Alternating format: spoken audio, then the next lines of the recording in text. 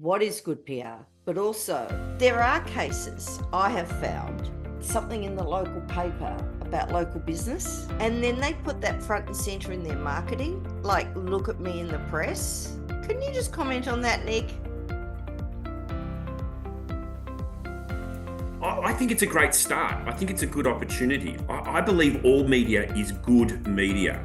But there is one media out there, Leanne, that you've got to stay away from. And I'm pretty certain most of us will have had some form of contact from people online, through social media. Hey, I'm Jenny from Forbes.com.au. I can get you on and we're going to guarantee you a piece in the magazine. It's only going to cost you $4,000, but be assured we will only do it if it gets published. That is what we call fake media. It's not the Forbes that you think, Forbes Australia. It's a spin-off. It's a fake site. That doesn't exist. It's what we call easy media. You don't want that. You want earned media. Now, earned media is where your expertise, your keynote, what you do as a speaker and as someone who is passionate about what they do, that's when you get in the newspapers. That's when you're on radio. That's when you're on TV, and that's when you're in the digital websites. Is the one where you get to talk about your topic, your expertise. We get a little nervous about some of the negative things and going down the wrong pathways or saying the wrong things. Be more nervous of the fact that you're not getting media. That would be my greatest fear for anyone, and that's goal number one. Anyone that has never been or hasn't had access to media, reach out to your local journalist, reach out to your local editor, everyone out there. Be prepared in every particular media engagement you have, because particularly print and television, is that they're going to ask you this question: is there anything else you'd like to add? And that's your opportunity to slam home a key message. That's the time when you go, this is where it's at, this is what's going on. It's 90% of the time what they use in the media engagement, in the actual production, in the actual amplification of that story, is what you get to say at the very end. So when you get that opportunity to have that interview, take it and bring it back to your expertise. Don't be yesterday's news, be tomorrow's news.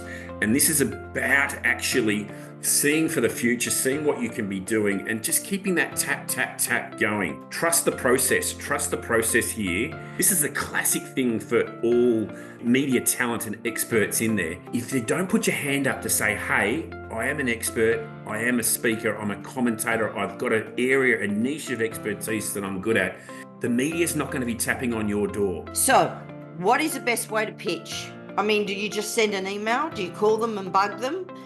Most media that we interview over the Meet the Media program all suggest email's still the best pitched way. Keep it short and sweet. Use the subject line, the headline, as being the absolute major hook. Make sure that you've consumed the media that you're looking to connect with. Say, look, I was listening to your program like yesterday. That topic you covered last week, here's another view on that. And that works really well. So email's the best form. You know, the other thing I would use is stats. So I'm making this up, right? Workplace bullying 70% higher than schools. You know, like, use a stat. Stats, data, they love it.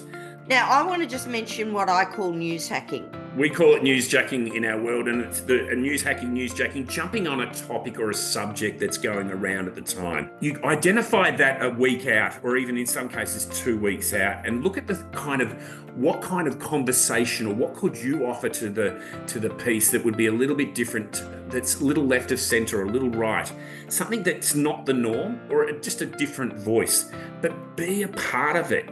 Leanne, I've just noticed that the 5-3-2 algorithm from Scott, and that's something I really do want to quickly cover off, because it is really, really important.